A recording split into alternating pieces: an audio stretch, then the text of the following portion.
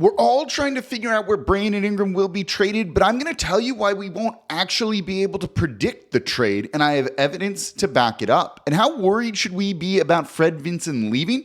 It's Monday's episode of Locked On Pelicans. Let's go.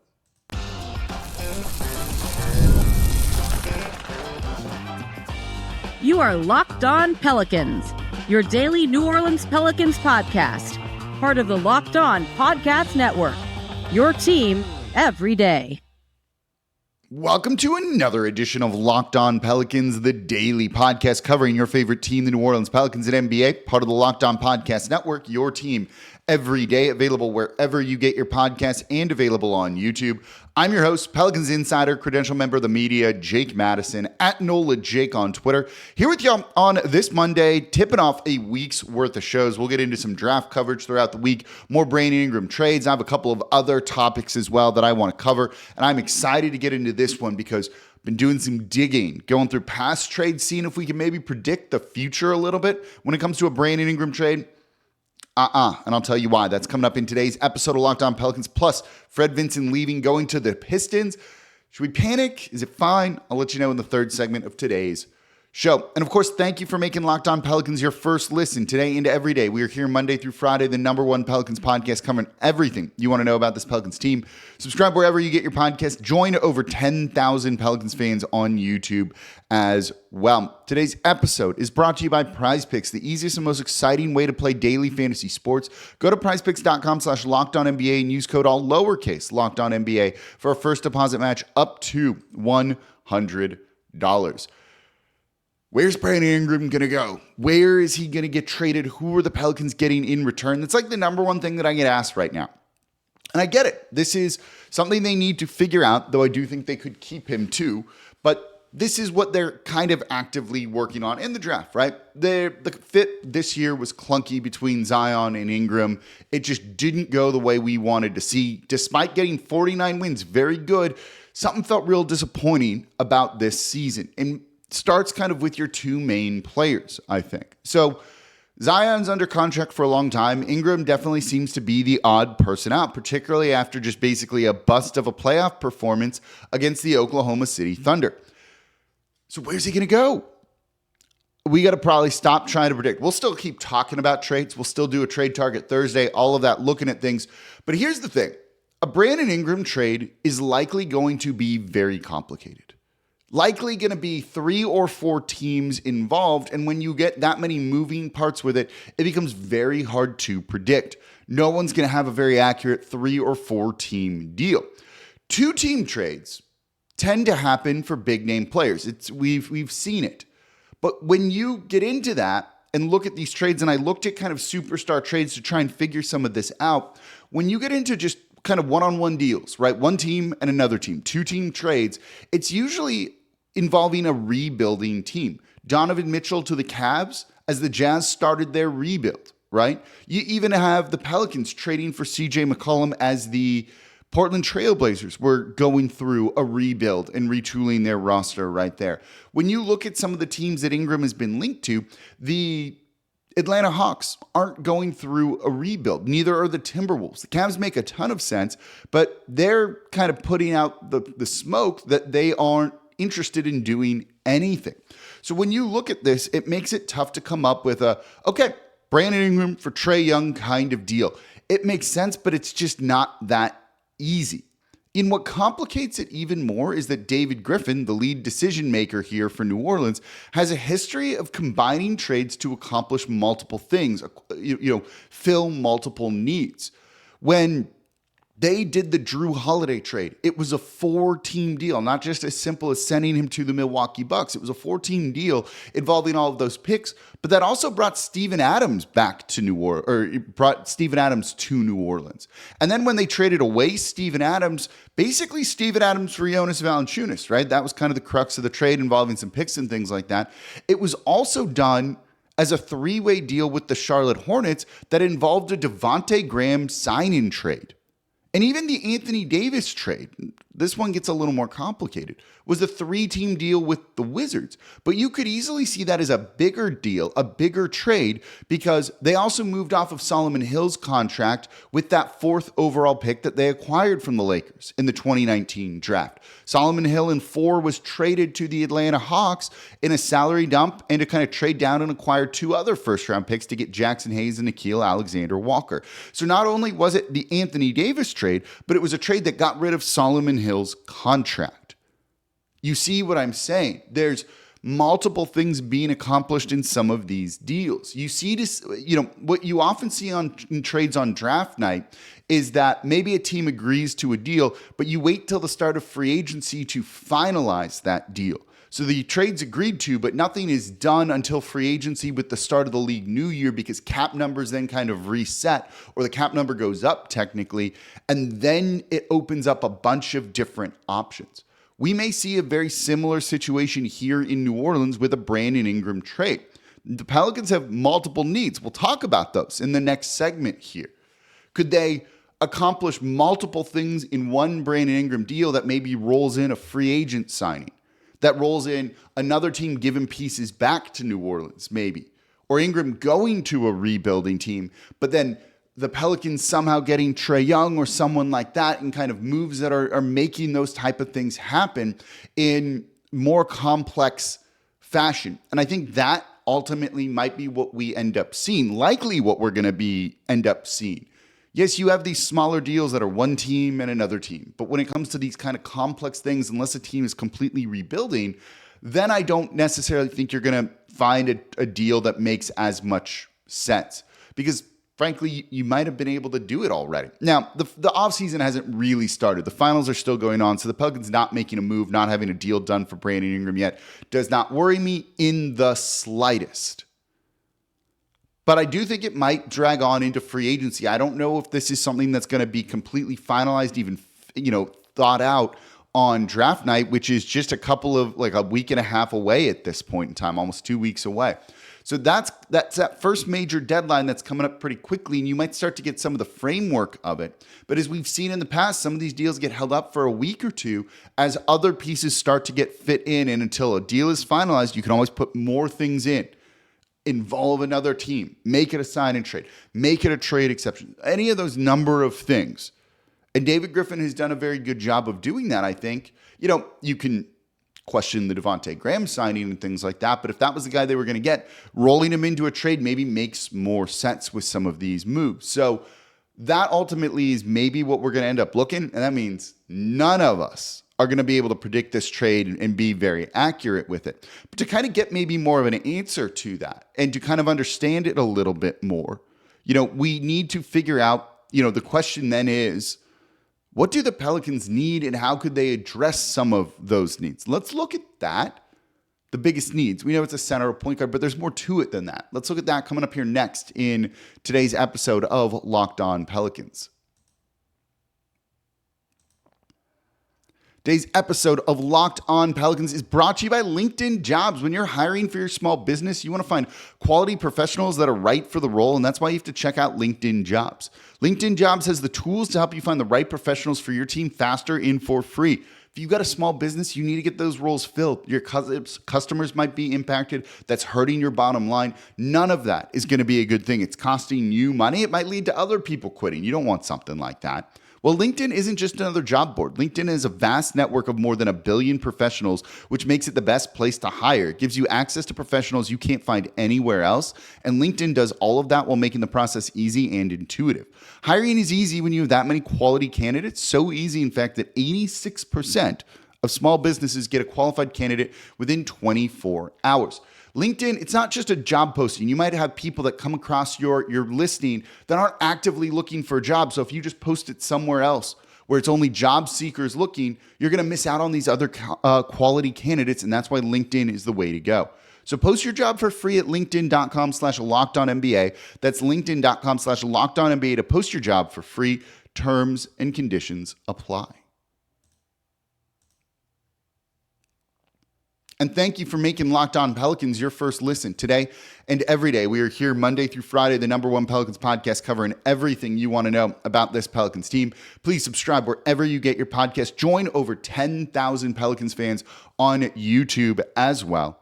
Tell a friend about the show and become an everydayer. That means you listen Monday through Friday to Locked On Pelicans. For your second listen, Ross Jackson making sense of everything minicamp with the New Orleans Saints. What's going on with Alvin Kamara, his contract. He's going to let you know everything going on with the black and gold. Make Locked On Saints part of the Locked On Podcast Network, your team every day. Your second listen today. So we just talked about the Brandon Ingram trade and that it's going to likely be just very complicated. Like, it's really tough to figure out. And it's also complicated by the fact that maybe he doesn't have that big of a market. Maybe he does. We don't really know. His contract situation is definitely impacting some of this, knowing that if you're going to trade him, do you need to give him a max that's going to pay him on average $52 million a year? And are you comfortable with that? And it doesn't seem like a lot of teams are, unless they're maybe a rebuilding team and they know they kind of need to overpay for some talent. So is there a way to figure out a 3-team deal that solves a lot of what New Orleans needs all at once? And maybe that's where we need to start looking when it comes to a Brandon Ingram trade. Could you figure out a 3-team deal between New Orleans, the Detroit Pistons, and the Atlanta Hawks? Does Brandon Ingram go to the Pistons? Does Jalen Duren then come back to New Orleans and maybe somehow they also get DeJounte Murray as well? That fixes the center spot, which is one of the biggest needs for the Pelicans. That fixes the guard spot, the point guard, which is one of the biggest needs that they have. Creation, right? He still shoots threes. He fits pretty well here, I think. You probably can't get Trae Young in that sense, but if you can fill 2 needs, 2 opportunities that you have all at one time, maybe that's the direction that New Orleans wants to go, because David Griffin looks to get a lot done in some of these trades, I think. And I think that's worth looking at the history with it, right? Could you then maybe trade another pick to Atlanta so they still have the 1st overall pick, the 5th pick, I think is what Detroit has, and something else for DeJounte Murray? Like, that could potentially work. Maybe you send Dyson Daniels there. Something along those lines starts to maybe make some sense all of a sudden. You get the rebuilding team that knows they're going to need to pay or overpay Brandon Ingram. Detroit does that. Maybe that's complicated by the fact that Trajan Langdon was hired there, but maybe it also means he loves Brandon Ingram because they do like Brandon Ingram here. They're not just kicking this dude out the door, but they're looking to do what's in the best interest of that franchise, this franchise, and that might not be $208 million over 4 years on an extension. But doesn't mean they don't like him. They like him here. They love him here, to be perfectly honest with you. But they still need to do what's right for this team to go and try and win. It's a business, after all, not a personal thing, right? So maybe that's how you look at it. But could you also maybe figure out a 3-team deal with and we're just kind of spitballing here, the Pelicans, the Chicago Bulls, and the Atlanta Hawks? Could you send Brandon Ingram to Chicago? Could you send Zach Lavine to the Atlanta Hawks, get then Trae Young or DeJounte Murray here in New Orleans with that sort of deal? And then you do a sign-in trade with Andre Drummond to come to New Orleans and be the starting center. He's still got some life left in those legs. Gives you solid, like, rebounding, a little bit of rim protection there. Kind of, not really, but it's a serviceable center. And then you still draft someone at 21 to be that rim protector that you want. Is there a way to find a deal like that? What about a signing trade with the Golden State Warriors for Chris Paul? You know, they're almost certainly not going to guarantee the $30 million that he could make there. And that seems to be a massive overpay, and they want to shed some salary if they can. Is there a way to figure out a deal that makes sense there? Of a sign and trade at a contract, a mid-level exception, something like that for Chris Paul to come in off the bench, kind of wrap up his career here in New Orleans where it all started? There seems like there could be potential there. We've heard rumors that the Golden State Warriors don't want Brandon Ingram potentially, but maybe there's a way to figure out a trade like that that involves another team too. You know, could you do something like Brandon Ingram to the Golden State Warriors, Chris Paul in a sign and trade to New Orleans, Klay Thompson in a sign and trade to the Detroit Pistons, Jalen Duren coming to New Orleans? Maybe you'd probably need more than that for Brandon Ingram, but maybe the 5th pick then, something along those lines. there's ways to start to get kind of creative. Then again, you're addressing your point guard. You're still trading Brandon Ingram, which is a goal too. And then you get your center as well. So point guard, center coming back to New Orleans in that sort of deal. That's, I think, the way we probably maybe need to start looking at this trade, because it doesn't seem like it's going to be just as straightforward. And looking at how David Griffin operates, as I've been saying, and I'm reiterating the point again, this is something that he often looks to do. And then maybe it drags on to free agency, right? Well, it would then, because you're doing signing trades with players. So that would then, get finished around July 6th, 7th, something along those lines. Maybe a guy gets drafted and a team covets him, and that's involved in the trade somehow too. So you start to get the framework of it on draft night, and then it expands and expands. Maybe another team, maybe you get a 5-team deal. Who knows? But we've seen that kind of be how the Pelicans operate a little bit. So I think that's something that's really worth keeping an eye on as we go forward, kind of on Brandon Ingram trade watch and what it could end up being here. And the other side of it is, and we'll talk about this later in the week, or even next week, that, maybe they just keep Brandon Ingram. I don't think they're just like, we're going to trade him for nothing. I do think there's a contract number that they will feel very comfortable with. We'll try and project out what that is. And there's reasons to keep him. One of the things that I really thought when you listened to him in his end of season media availability was he knew he wasn't good enough this year. Like, he really, truly knew he wasn't good enough this year and that he needed to be better and maybe needs to change. The 3-pointers came up a lot. Said he needed a point guard, but then you look at the film and you're like, no, you're stepping into a lot of these long twos. If he does, that introspection over the offseason, over the summer here, I think that's when maybe he realizes what he needs to do to be better and then can fit. I'm like the longest defender of Brandon Ingram and Zion Williamson can fit together. I did that show once a year, twice a year for years, because Brandon Ingram can do that. He just needs to change the shot profile and kind of get bought into being a member of this team and not necessarily the number one guy. There will be moments when it is that. But if he embraces that role, this is a very talented scorer who's giving you more on defense than he ever has before. And for a guy to do that later in his career, to really commit on that side of the ball, that says a lot in a very positive way about Brandon Ingram and probably doesn't get talked about enough. He's also a very good facilitator to the team. He can pass. We've just got to tweak some things to make him fit around Zion, who at this point is the franchise cornerstone. That's what you need, and you need more shooting. And Zion's not going to just become a very good 3-point shooter or on volume, right? The thing is, when Brandon Ingram fans, and I don't like to kind of get into that stuff, particularly on the show here, people are like, why don't you ask Zion to shoot threes? Why is it Brandon Ingram? One of them has proven he can shoot threes and the other hasn't. One of them has done it on volume and decided to stop doing that. And that was a conscious choice by him and his play style. That's why. When you look at their careers, Brandon Ingram has a year, his first year in New Orleans, where he shot 39% on 6.2 attempts per game. It was 3.8 attempts per game last season. He can take more threes. Simple as that. Zion in his career, right, this year was he's averaged half a 3-point attempt per game. He's not going to miraculously become a good 3-point shooter. Maximize players' skill sets. He's also a 34% shooter from 3, like including kind of an outlier year of his rookie year. If you take it after that and the 3 other years he's played, what is his 3-point percentage? 32.4%. We don't need that guy taking more threes. Maybe a little bit of a pull-up mid-range jumper, sure, but not more threes.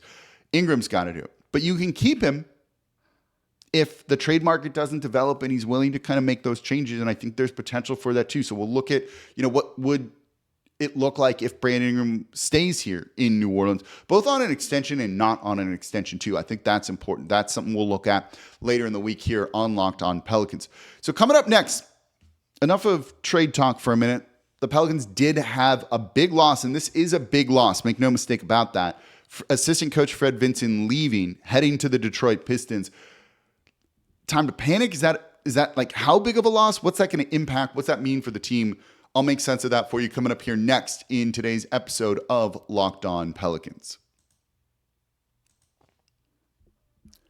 Today's episode of Locked On Pelicans is brought to you by PrizePicks, America's #1 fantasy sports app with more than 5 million members. And it's the most fun and exciting way to get in on the action while you watch your favorite sports and players. You just pick more or less on 2 or more players' stats for a shot to win up to 100 times your cash. So with PrizePicks, you could turn $10 into $1,000 in a single game watching your favorite sports this summer. You can make a PrizePicks lineup in as little as 60 seconds. You just need to pick more or less on 2 to 6 players' stats projections, and then you're locked in. And if you're looking for promotions, PrizePicks has got you covered every week, from lowering select player stats projections on Tuesdays, which increase your chance of getting a win, to getting your entry fees back if you have a losing lineup on Fridays. We also got the NBA Finals tonight. Jaylen Brown, more than 25 points. He's been playing extremely well in the series. You can take that, maybe less, if you think the defense of the Dallas Mavericks is going to be legit again. So download the app and use code LOCKEDONNBA for a first deposit match up to $100. That is a first deposit match up to $100 when you download the PrizePicks app and use code LOCKEDONNBA. PrizePicks, pick more, pick less. It's that easy. And thank you for making Locked On Pelicans your first listen today and every day. We are here Monday through Friday, the #1 Pelicans podcast, covering everything you want to know about this Pelicans team. So please subscribe wherever you get your podcast. Join over 10,000 Pelicans fans on YouTube and become an everydayer. That means you listen Monday through Friday to Locked On Pelicans. And now, are you watching Fox Sports or ESPN on your TV all day long? Do you have to turn down the volume with all that yelling? Make the switch to Locked On Sports today, a free 24/7 sports streaming channel program for you every day to bring you the biggest stories without all the yelling. Locked On Sports Today brings you can't-miss analysis, opinions, and news, streaming 24/7 on YouTube or the free Amazon Fire TV channels app, part of the Locked On Podcast Network, your team every day. So the big news over the weekend was Fred Vinson leaving the New Orleans Pelicans, going to be an assistant coach on Monty Williams' staff over with the Detroit Pistons, a bad team.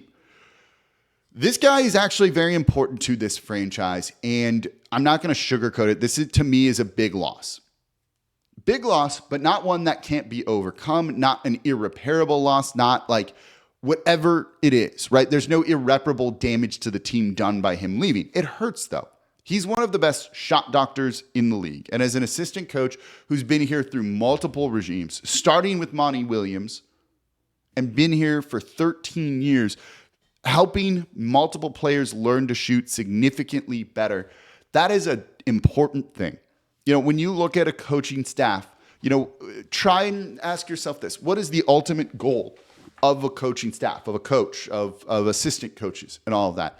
It's to grow your players, to put them in position to succeed, to maximize the players. A shooting coach does that.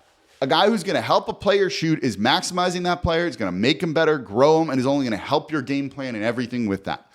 Losing that guy is definitely something that very much can hurt you. So Fred Vinson is going to be gone this year. Right? He fixed Lonzo Ball's shot. Lonzo Ball was an awful shooter coming to the New Orleans Pelicans in the trade for Anthony Davis. Horrible. If you remember the year before he was traded to New Orleans, they played the Lakers and they just dared him to shoot. He took like 15 threes and I think made 3 of them. It was just an awful shooting game. And the Pelicans' defensive game plan in that game against the Lakers was let Lonzo shoot, because we'll leave him wide open for 3. He's going to take those. He's going to miss them.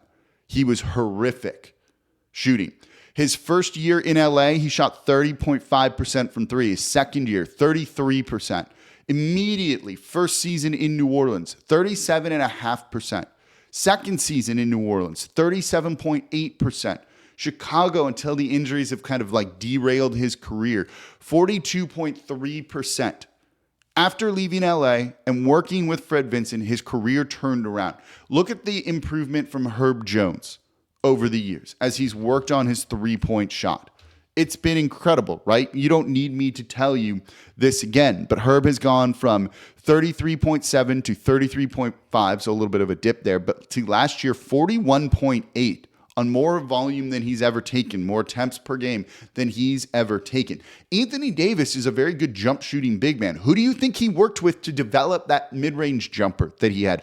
The three-point shot that he had in the bubble that basically led the Lakers to a title. That's Fred Vinson's work, even if that player isn't here anymore. But Anthony Davis was one of the better shooting bigs in the league, working with a guy like Fred Vinson.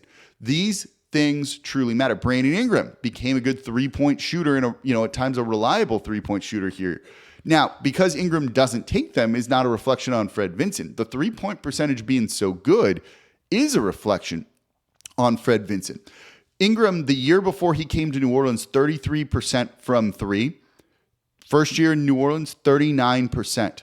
It's a significant difference there. His 3 seasons in LA, he shot 33% from three. In 5 seasons so far in New Orleans, he shot 37%. Fred Vinson doing the work. Losing him hurts. There's just no getting around that. Now, he's getting more money, a better job title. He's wanted to advance his career, but he's been a little bit stuck here in New Orleans, so leaving probably makes a lot of sense for that. I think he's been here a lot of time because of his family, and now maybe it's just the right time in his life to make that move, and we wish him nothing but the best. He's done a great job here in New Orleans developing guys, and I think that's been a really important thing. But it's also not something that's necessarily going to cause this team to collapse or, again, nothing is causing irreparable damage to the team. They can shoot well. They've learned from that guy, and there's other people that know how to teach players how to shoot too. Vincent would just happen to be one of the better of them. I agree with that. So that's why it's a loss. But ultimately, this team's success is based off of a couple of things. First and foremost being Zion Williamson.